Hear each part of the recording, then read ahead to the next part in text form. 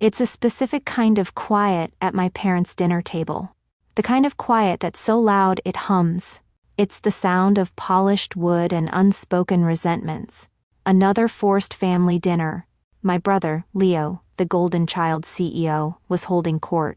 He'd just landed another round of funding for his startup, and my father, the family's silent chairman, just kept nodding, topping off Leo's wine while avoiding my gaze entirely. My mother, the chief gaslighting officer, looked at me with that tight, brittle smile she saves for me. She said how nice it was that I could get a little break from my little government job. Then Leo, my brother, turned that smile on me. A performer's smile. He gestured toward me, like he could see the uniform I wasn't even wearing. "She wears that badge like it means something," he said. And the room laughed. Not a little chuckle. A real, full-throated laugh. My father laughed into his napkin. My mother's smile finally reached her eyes. It was a joke they were all in on, a punchline I'd been cast as my entire life. I just gripped my fork, the metal digging into my palm. Their laughter connected a circuit in my head, and suddenly it wasn't just this dinner, this one lazy insult. It was a memory, sharp as broken glass, of my officer commissioning certificate. My mother had promised to get it framed, to keep it safe, and she did. She kept it safe by hiding it behind a dusty landscape painting in the guest room so it wouldn't be too flashy. This wasn't a joke. It was a pattern. A meticulous campaign of erasure. The laughter was just starting to fade when a new sound sliced through the room.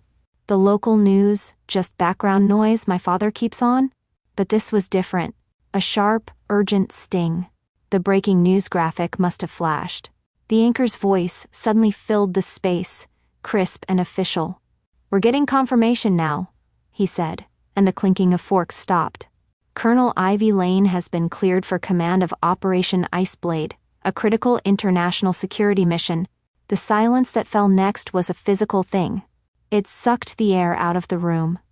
My brother's mouth was still hanging open, the echo of his joke dying on his tongue. My father's hand was frozen over the wine bottle. My mother's face was just blank, utterly blank. All three of them turned their heads in unison, slowly, from the direction of the television, to me. That exact moment, when the laughter died and their faces went blank. Have you ever had a moment of public vindication like that? Tell me everything in the comments. They weren't looking at their daughter. They weren't looking at the woman who'd just been the butt of their joke. They were looking at a colonel, a name they had just heard on the news, spoken with importance. They were staring at me like I was a stranger who had just appeared at their table. And the truth is, I was. Their shock wasn't just surprise, it was an admission of guilt. It was irrefutable proof that they never listened, never cared, and never, ever believed. And as I looked into their stunned, slack-jawed faces, a cold, beautiful clarity washed over me. The years of frustration and hurt evaporated. They were replaced by something much harder, much cleaner. The evidence has just been presented to the court. I didn't wait for their response. I just stood up from the dining room table and walked away, leaving them there in that deafening silence. My phone was buzzing in my pocket, official notifications, calls I now had clearance to answer, but I ignored them. I walked down the hall to my old childhood bedroom, the one they now call the guest room. I closed the door and the click of the latch felt like sealing a tomb. For a moment, I just stood there in the dark. Then, I opened my laptop. The investigation had begun. I didn't go to my own accounts. I went straight to the primary source of the disinformation campaign, my mother's Facebook page. I started scrolling, years of it. Leo's graduation, Leo's first car, Leo's marathon fundraiser, Leo. My appearances were minimal. A face in the background of a Christmas photo, a name in a caption, usually without context. And then I remembered one of those photos specifically, the one from Leo's MBA graduation. My mother had insisted I take my uniform jacket off for the picture. "You'll stick out so much, dear," she'd said. In the photo, there's Leo in his cap and gown, and there I am beside him, looking like a nameless +1 in a plain blouse. It wasn't about sticking out. It was about being erased. It was about making sure my story never overshadowed his. What's the most blatant way a family member has ever misrepresented you or your accomplishments online? I really need to know I'm not alone in this. I kept scrolling on her page and then I found it. A post from 3 months ago. My mother, celebrating Leo's nomination for some local Entrepreneur of the Year award. And right there in the comments, my aunt asked, "That's wonderful. What's Ivy up to these days?" I watched the little reply icon, my heart a cold, hard knot in my chest. And I read my mother's response. "Oh, Ivy's still with her government job. We're so glad she has something that's stable, that keeps her busy." The deliberate vagueness, the condescending adjectives. It was all there. And didn't just forget.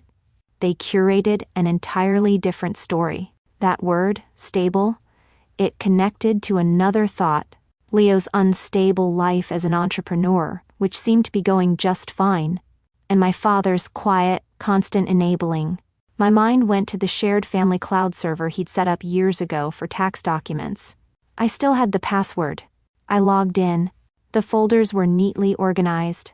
I clicked on one labeled Family Investments. Inside were spreadsheets, statements, a digital ledger of their lives. This was familiar territory. This wasn't emotion anymore, this was data analysis. This was an audit. I remembered asking my father for a small loan once, to cover the security deposit on a tiny apartment near my first base. He'd looked pained. He told me money was tight, that he and Mom had to pour everything into supporting Leo's unpaid internship. The memory was no longer sad, it was suspicious.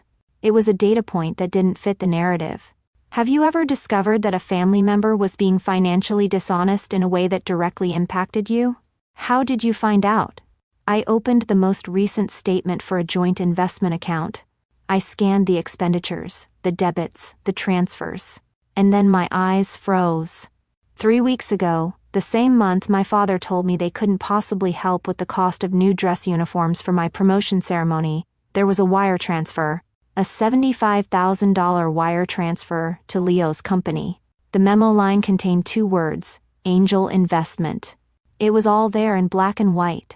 The lies, the hypocrisy, the sheer scale of the financial favoritism. He hadn't just been quiet. He hadn't just been avoiding conflict. He wasn't avoiding conflict. He was funding the opposition. They were careless. That was the most shocking part. They assumed I'd never look. They assumed I'd always believe the story they told me. Still in the cloud server, I found a subfolder named MISC, a digital junk drawer. I sorted the files by date, and a few PDFs caught my eye. My mother, not being very tech-savvy, had saved entire email chains as documents. I opened the first one. It was a thread between her, my father, and Leo, from about 6 months ago. As I read, a phone call I'd had with Leo echoed in my head. He'd told me, "Mom and Dad are just too worried about you, that's all. It's a dangerous job. They don't like to think about it." At the time, I thought it sounded like concern. Reading this email, I realized it was a bon-rehearsed talking point. It was a pre-approved line from their conspiracy. Drop a yes in the comments if you've ever found the receipts that prove someone was talking about you behind your back. What was the smoking gun? The email began with my mother. "Richard," she wrote to my father, "Leo needs the funding now to secure the new office space. It's important for the family's image. We can't have him struggling while Ivy is off, playing soldier. Playing soldier." The words burned. My father's reply was short, direct. "I'll make the transfer." And then Leo's response, the final piece of the exchange. "Thanks, Mom and Dad, you guys are the best. Don't worry, I'll make sure Ivy doesn't feel left out next time we see her." The collusion. The absolute bone-deep condescension. It was all there. A signed confession. And put the conspiracy in writing. My search became more targeted after that. The final piece wasn't on the cloud server. It was in the family group chat history, a chat they mostly used to talk amongst themselves. I opened it and used the search function. First, my name. Then military terms, base, promotion. And finally, the word that started it all tonight. The word that triggered the laughter. Badge. As I typed it in, a specific memory surfaced. The year I won a National Leadership Scholarship, the one that paved my way to the academy. And the same year, Leo, a solid B student, graduated high school. My parents convinced me to miss my own award ceremony to attend his graduation party. Their reasoning? Family comes first. But it wasn't about family. It was about making sure only one success story was celebrated. The results of my search loaded. It was a text exchange between Leo and my mother, dated the day I was promoted to major. Leo had written, "Saw Ivy's post. More acronyms and medals. She wears that badge like it means something. Have you ever had someone in your life who just couldn't be happy for you? What do you think was the real reason they tried to bring you down?" My mother's reply appeared below his. It was instant. "Don't you worry, sweetheart. We know who the real star in this family is. Your father and I are so proud of your success." He had repeated his text message to me tonight, word for word. It wasn't a joke. It wasn't a spontaneous thought. It was a rehearsed insult, workshopped and approved by the CGO herself. A line they kept ready for whenever my reality became too inconvenient for their fiction. And in that moment, the entire conspiracy locked into place. It wasn't about my failures. It was never about them worrying about me. It was about my success. My achievements didn't fit into their carefully constructed narrative, and so they had to be belittled, dismissed, and erased. The laughter wasn't just mean, it was defensive. My success was a threat to his story. The shock from the initial discovery, the emails, the bank statements, the texts, it has a half-life. And as the hours passed in my old bedroom, that shock decayed. It didn't vanish. It transmuted. The heat of betrayal cooled and hardened into something else entirely. Something crystalline and sharp. The adrenaline that had been making my hands tremble now made them steady. The hurt daughter, the one who was always looking for their approval, she was gone. In her place was someone else. Someone they had inadvertently trained for this exact moment. I sat down at the small desk in that room, the one covered in dusty yearbooks and forgotten trinkets from a life they tried to edit. I pushed it all aside. I opened the go bag I always travel with, and I took out a fresh, empty notebook and a pen. The paper was clean, unmarked. A blank slate. At the top of the first page, I wrote a header. 2 words. Operation Homecoming. This was a mission now. And every mission needs a briefing. I started outlining the operation, the same way I would for a critical military exercise. Objective: to dismantle the false family narrative and establish new terms of engagement based on empirical truth. I listed the key players, not as family but as subjects. The golden child CEO, Leo. The chief gaslighting officer, my mother. The silent chairman, my father. I analyzed their known weaknesses, their motivations, their patterns of behavior, all based on the intelligence I had just gathered. And as I was writing, a memory of a different planning session surfaced. It wasn't emotional, it was procedural. I was back in a sterile briefing room years ago, leading a logistical plan for a huge multinational training exercise. I remembered the flowcharts, the contingency plans, the psychological profiles we developed for key personnel on all sides to predict their actions. The memory wasn't a comfort, it was a template. I was applying the exact same skill set now, but the theater of operations was my own family. When you finally decide to confront a difficult situation, do you plan every detail or do you just wing it? Let me know in the comments if you're a planner or an improviser. My mother's weakness, her desperate need for external validation, for the odd appearance of a perfect family. My father's, his moral cowardice, his willingness to finance any lie to avoid a moment of uncomfortable truth. And Leo's, a deep-seated insecurity masked by an arrogant entitlement, a desperate need to be seen as the sole success story. Their entire system was built on a shared secret, that the family's public image was a carefully constructed fiction. And that facade, I realized, was their center of gravity. That's the target. The plan couldn't be a shouting match in the kitchen. It couldn't be an emotional, tearful argument they could dismiss as me being hysterical. The confrontation had to be structured. It had to be a formal review that threatened the one thing they truly valued, their public image. The persona of the hurt daughter was a liability. The colonel was now in command. They are no longer my family. they are subjects of an after-action review. The mission plan was set. Now I had to assemble the ordnance. I connected my encrypted work laptop to their Wi-Fi, creating a secure tunnel they couldn't possibly trace, and I began to build the case file. This wasn't about venting. This was about creating an artifact of truth, a physical object that couldn't be gaslit or ignored. I began compiling the official record. I took the ugliest parts of their digital lives and gave them a physical form. The condescending Facebook comments from my mother, the manipulative family update email she'd sent to my cousins, the text messages between her and Leo, the ones where they workshopped the insult about my badge, the bank statement, with the $75,000 transfer to Leo's company highlighted in yellow. The article from the Defense Journal, the one that detailed my work on the very project that was now on the national news, published more than a year ago. If you had to create a dossier to prove your side of a story to someone, what would be your Exhibit A? Share the one piece of irrefutable evidence you wish you could just slide across the table. For each piece of evidence, I wrote a simple, factual caption.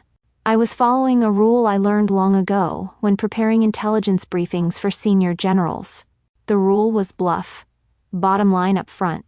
No emotion, no speculation, just the verifiable facts, the source, and the direct implication. So each caption was cold, clinical. Exhibit A, digital correspondence from CGO to extended family.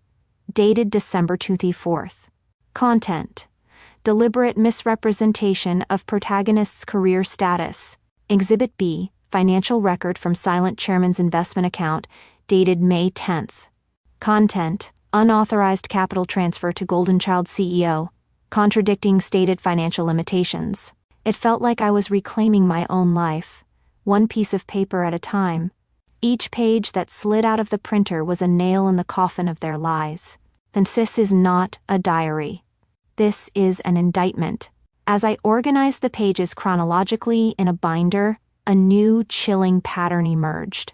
It was a discovery I hadn't seen when I was just looking at the individual files. I started cross-referencing the dates. The $75,000 transfer to Leo? It happened the same week I was formally promoted to colonel. The glowing family update email that diminished my career to a footnote? My mother sent it 3 days after I had called her, excited, to tell her I was the lead strategist on a new classified international project. The fawning Facebook post about Leo's Entrepreneur of the Year nomination, posted 1 hour after I had sent them a picture of me receiving a meritorious service medal. It wasn't a coincidence. It was a system. Every time I reached a new milestone in my life, they made a corresponding opposite move. They actively and financially counterbalanced my success by inflating his. It was a desperate systemic effort to keep the family's internal power dynamic exactly where they wanted it. The conspiracy wasn't just a series of isolated betrayals. It was their primary unspoken family value. The binder was complete, but the investigation wasn't. My focus had been on the core conspiracy, the 3 people at that dinner table.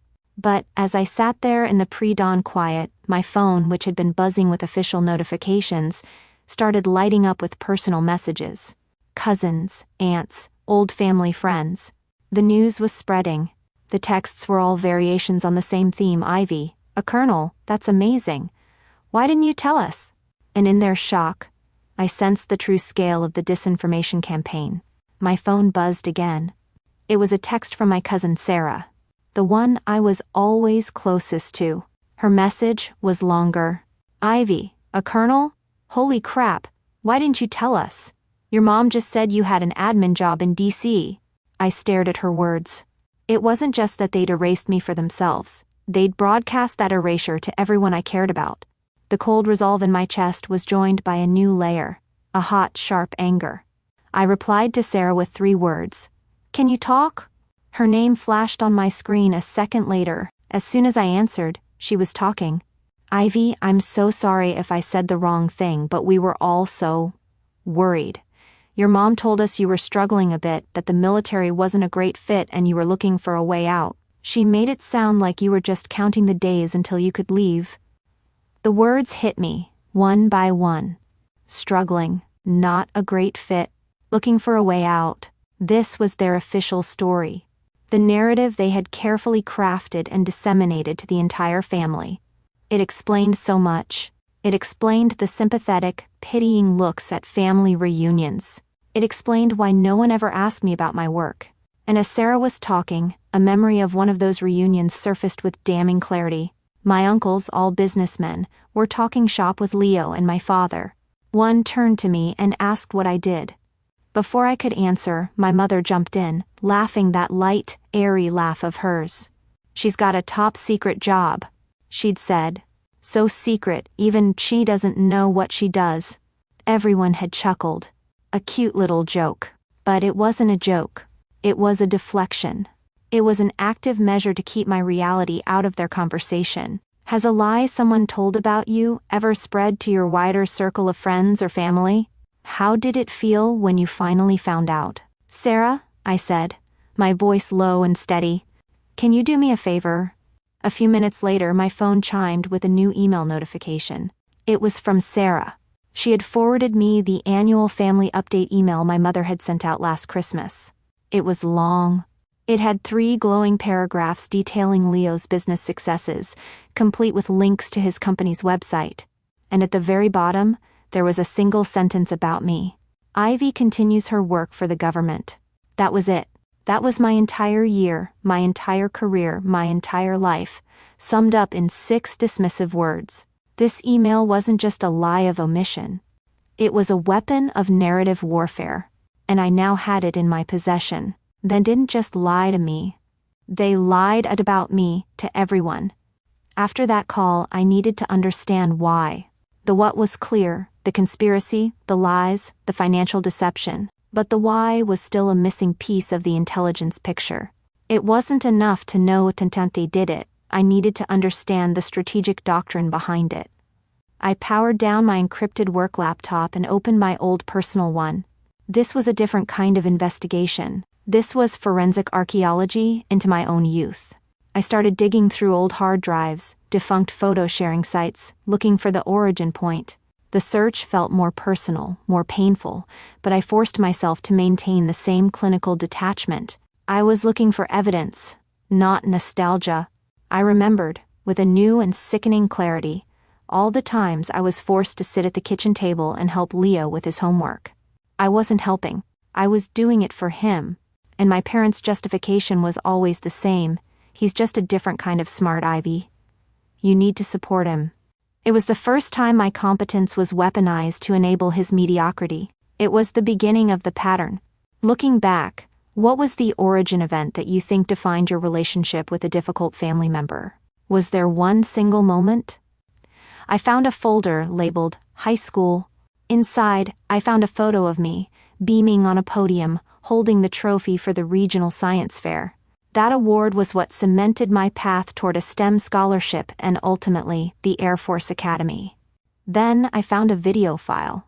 It was from Leo's 16th birthday party, just a few days after my science fair win.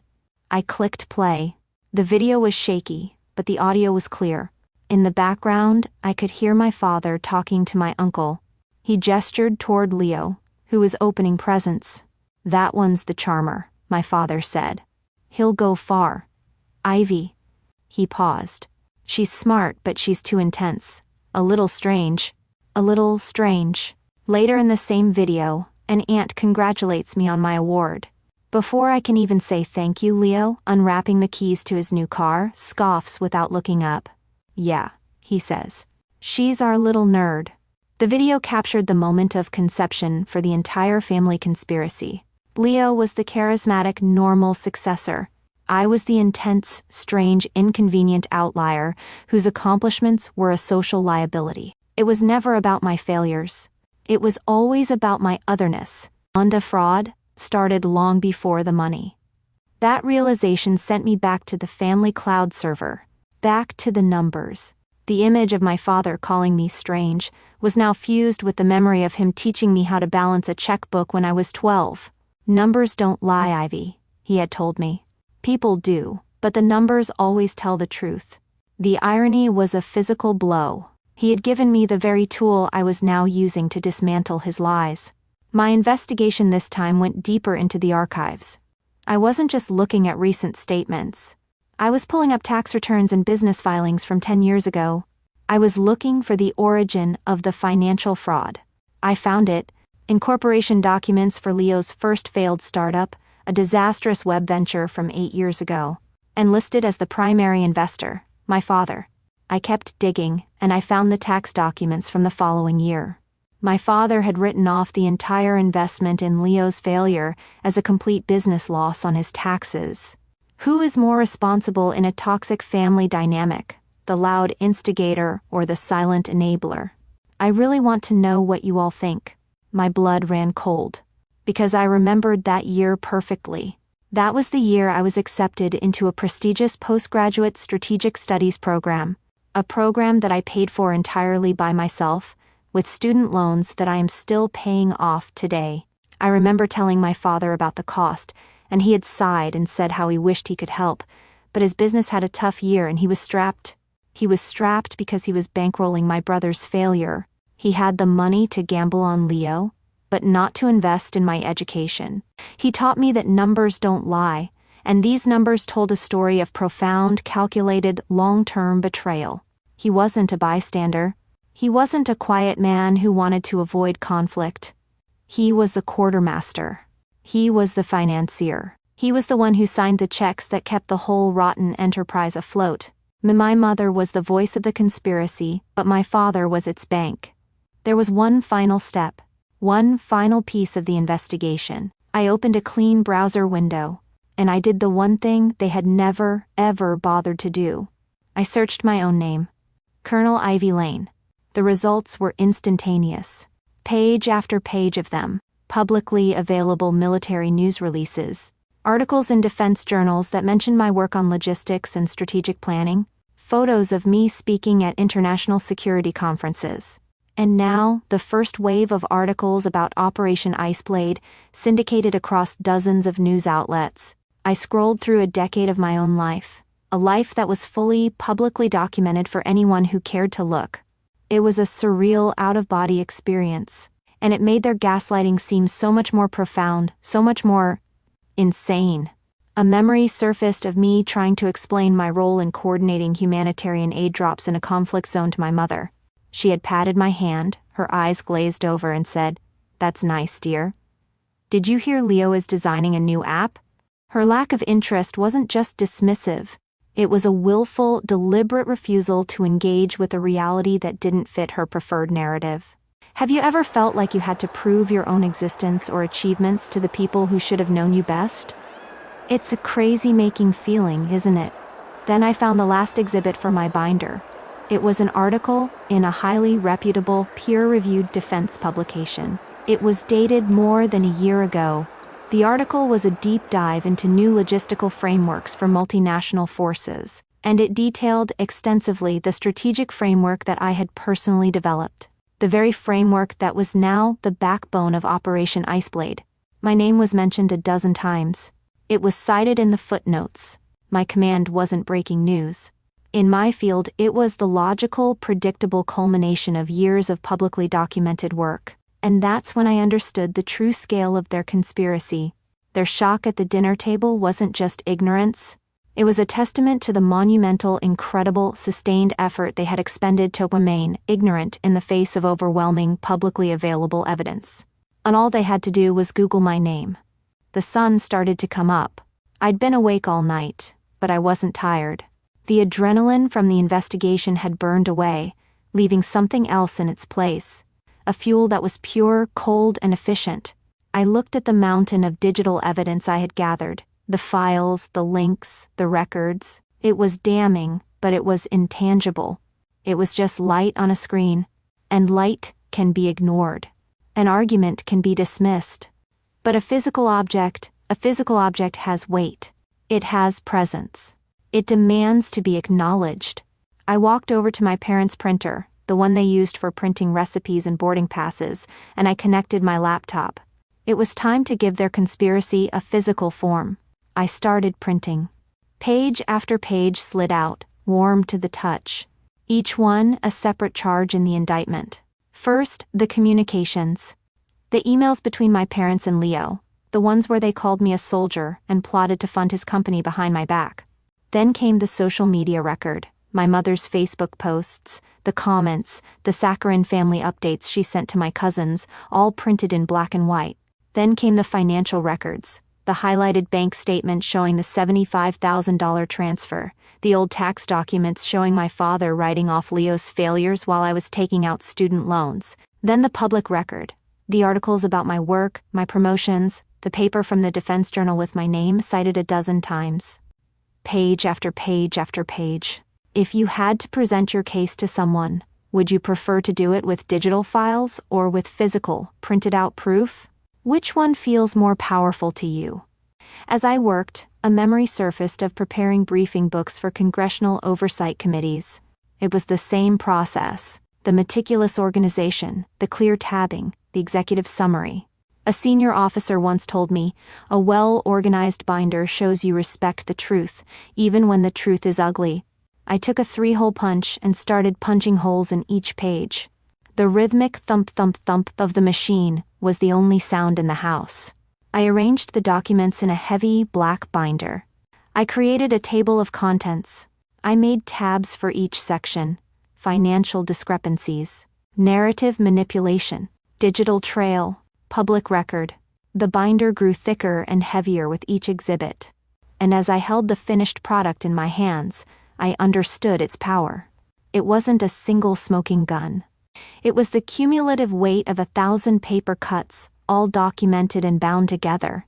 They could dismiss an email. They could argue with a memory. But they could not argue with a 50-page cross-referenced physical dossier of their own words and actions. And I'm not going to argue with them. I'm going to brief them.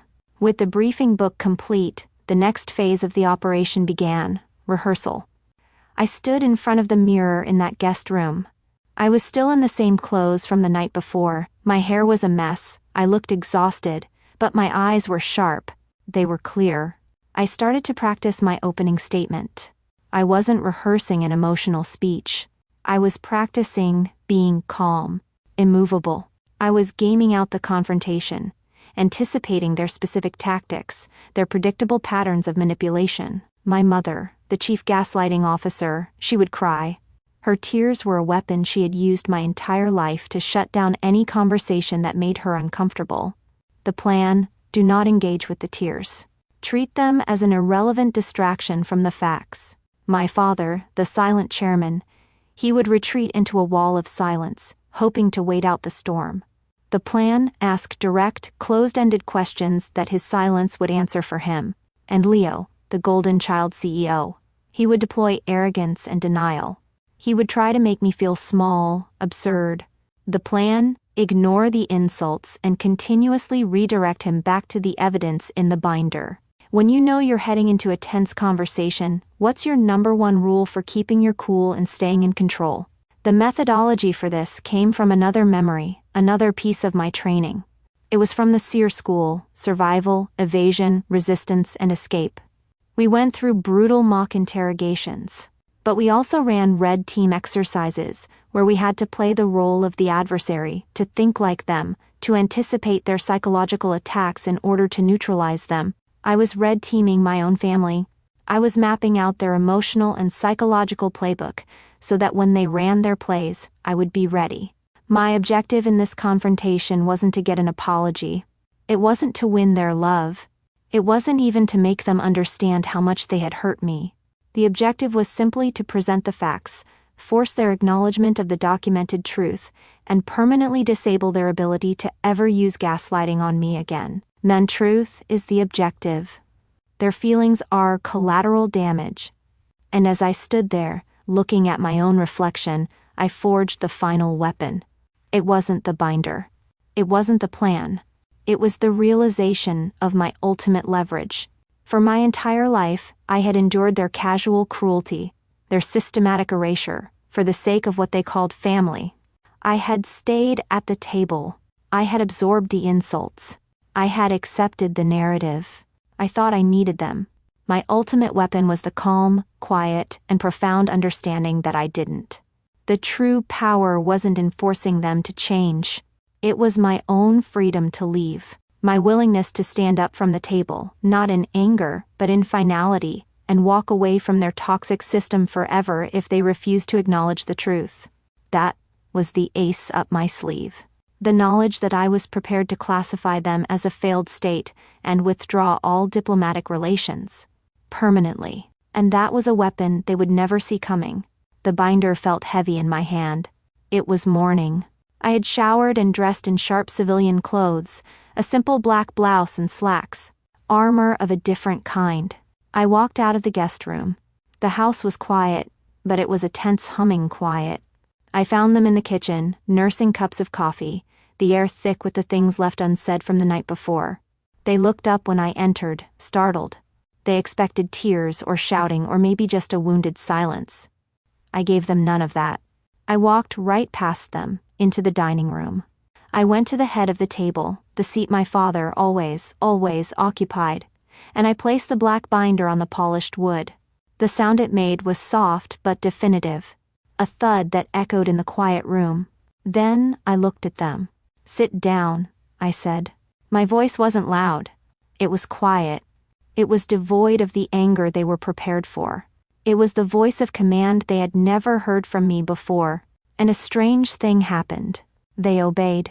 Confused, unsettled, they filed into the dining room and took their usual seats, like subordinates at a briefing they hadn't been expecting. The power in the room had shifted. I could feel it. Their surprise at my calm was my first tactical victory. I was no longer the hysterical daughter they could dismiss. I was an authority figure they didn't know how to handle. And I remembered, with perfect clarity, a time I'd addressed a group of insubordinate junior officers. I hadn't raised my voice then either. I had stood calmly, met their eyes, and spoken with such quiet, unshakable certainty that the dissent had just evaporated. I was using that same command presence now. And their immediate reflexive obedience to my order was a discovery in itself. It proved that on some level, they were capable of recognizing my authority. Their entire dynamic with me had been built on my lifelong willingness and not to use it. Describe a time you used a calm, quiet tone to completely dominate a situation where everyone expected you to yell. What happened?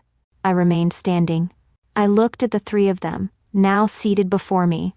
My mother, my father, my brother, the subjects of the review. The hearing will now come to order. I opened the binder. "I'm not here to argue," I began, my voice perfectly even, perfectly controlled. "I'm here to review the documented facts." I looked at my mother. "We'll start with narrative manipulation." I turned the binder around and slid it across the table toward her, my finger pointing to the first tab. Exhibit A, the family update email you sent last Christmas, in which you summarized my entire career with the phrase "continues her work for the government." Exhibit B, the social media comments in which you told family members I was struggling and looking for a way out of the military. Her face went pale. She opened her mouth, but no words came out. I didn't wait. I turned to my father. Next, financial discrepancies. I flipped to a new section. Exhibit C, a bank statement showing a $75,000 wire transfer to Leo's company, dated May 10th of last year. Exhibit D, your tax filings from 8 years ago, showing a complete write-off of Leo's first failed startup as a business loss. During the same period you claimed to be too financially strapped to help with my postgraduate tuition. My father stared at his hands, his knuckles white. I moved on, turning my gaze to my brother Leo. And finally, the issue of premeditation. I flipped to the last tab. Exhibit E, a text message exchange between you and Mom, dated the day I was promoted to major, in which you road tested the exact line you used last night. "She wears that badge like it means something." What's the one piece of proof you wish you could slide across a table to someone? No words, just the evidence. What would it be? This was a performance. I was a narrator, a prosecutor presenting a case to a jury that was also the accused. I felt strangely detached, watching their faces crumble as I laid out the evidence, piece by piece by piece. It reminded me of giving testimony in a court-martial once. The rules were strict: refer to documents by their exhibit number, state only the facts, do not speculate, do not engage in argument. That procedural formality was my shield and my sword now. The consolidated documented truth was creating a new reality in the room, one that their usual tactics couldn't penetrate. They couldn't gaslight a binder. They couldn't argue with their own words on a printed page. And their silence was no longer dismissive. It was the silence of being caught. Utterly and completely caught. Let the record speak for itself. When I finished presenting the last page, I closed the binder. The soft click echoed in the room. The presentation of evidence was complete. Now came the interrogation. I looked directly at my mother. Her face was streaked with tears. Was the description of my career in your Christmas email an accurate and complete representation of the truth? She started to sob, the classic deflection. I just wanted to protect you. I worry so much. I held up a hand, a gesture that was both quiet and absolute. That is not an answer to the question, I said, my voice still calm. The question is, was it the truth, yes or no? She just shook her head, sobbing. Her refusal was an answer. I turned to my father. He was still staring at the table, a statue of guilt. When you told me money was tight that year, was the investment in Leo's company already planned, yes or no? He remained silent, refusing to look at me. His silence was an answer. Finally, I turned to Leo. He was trying to project defiance, but his face was flushed. Was your laughter last night spontaneous, I asked, or was it a repetition of a sentiment you had expressed and had validated before? He scoffed. Oh, come on, Ivy, it was a joke. I held his gaze. That was not the question. Yes or no? What is the one simple, direct, yes or no question you've always wanted to ask someone to cut through all their excuses? His inability to answer, my father's silence, my mother's tears, these weren't defenses. These were confessions. This part of the plan was modeled on my SEER training, the mock interrogations where they teach you to control the flow of information with simple, direct language, and how to resist psychological pressure. I was immune to their tactics now, because I had anticipated all of them. Their reactions were the final, irrefutable proof. A direct question, backed by evidence, is a weapon that emotional manipulation cannot defeat. My goal wasn't to get an apology. My goal was to get an acknowledgement of fact, even if that acknowledgement came in the form of a self-incriminating silence. Accountability is not a negotiation. I stood up from the head of the table. I looked down at them. The evidence shows a multi-year collaborative effort to diminish my identity, to misrepresent my professional standing, and to misappropriate family resources in order to subsidize a preferred narrative. I spoke as if I were reading from a formal report. The language was cold, analytical, and precise. It was important to use these words, to name what they had done. Mother, you acted as the primary agent of disinformation. Father, you acted as the chief financial officer and silent enabler of this arrangement. And Leo, you were the willing and primary beneficiary. I paused, letting the words sink in. This was not a misunderstanding. This was a conspiracy. This was a deliberate, sustained campaign of emotional and psychological fraud. I looked straight at Leo. You didn't laugh at my badge because you didn't understand it. You laughed because you understood it imperfectly. And it threatened the fiction you all worked so hard to maintain. If you could give a title to the case of a major conflict in your life, what would the indictment be called? The case of the missing apology, perhaps? Or the conspiracy of silence? In that moment, I remembered my commencement speech at the academy. The theme was honor in all things. I had talked about integrity, about how true character is defined by what you do when you think no one is watching. I was holding them accountable to the very standard they had taught me to value, a standard they themselves had catastrophically failed to uphold. By using the language of an indictment, conspiracy, fraud, disinformation, I stripped them of their ability to hide behind the fuzzy, comfortable language of family dysfunction. This wasn't just a family being messy. This was a coordinated effort with clear roles, motives, and victims. I had prosecuted my own case. I had delivered the closing arguments. There was nothing left to say. The case is closed. I let my last words hang in the air between us. The case is closed. And then, I just stood there, at the head of the table, and I watched them. I didn't speak. I just observed. In that heavy, suffocating silence, the verdict was delivered. Not by me, but by them. Their reactions were the official ruling on their own character. First, my mother. The sobs that had been her shield during the interrogation turned into something else. They turned into rage. She finally found her voice, but it wasn't a voice of remorse. It was a voice of pure, unadulterated narcissism. How could you do this? She wailed, looking at me as if I were a complete stranger. After everything we've done for you, how could you do this to your family? The emphasis was on the word family, as if it were a business she owned, and I had just staged a hostile takeover. Her verdict was unrepentant, incurable self-interest. She wasn't mourning a broken relationship, she was mourning the loss of control over my narrative. Then, my father. He remained silent, a statue of moral cowardice. He just sat there, pale, staring at the polished surface of the table as if the answers were written in the wood grain. He didn't defend her, he didn't defend himself, and he certainly didn't defend me. His silence was his verdict, a lifelong commitment to enabling cruelty and deception in exchange for a quiet life. He was guilty of a level of cowardice so profound it amounted to its own form of violence. And finally, Leo. After a moment of stunned silence, a flicker of the old arrogance returned to his eyes.